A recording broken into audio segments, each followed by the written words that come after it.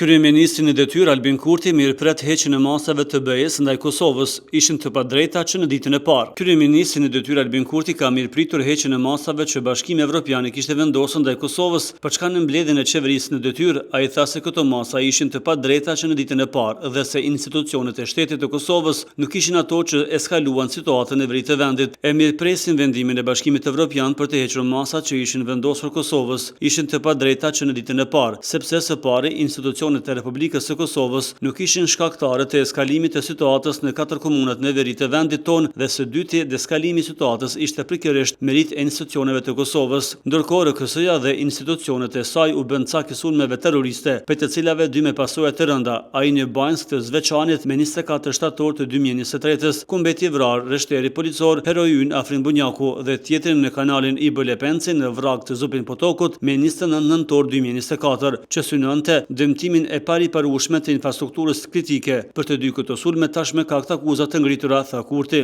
Tutje kryeministri në detyrë thotë se nëse nuk do të ishte aq e shpejt ndërhyrja e njësive speciale të Kosovës, mëngjesi 24 shtatorit të 2023-s do të zbarte një realitet krejtësisht tjetër.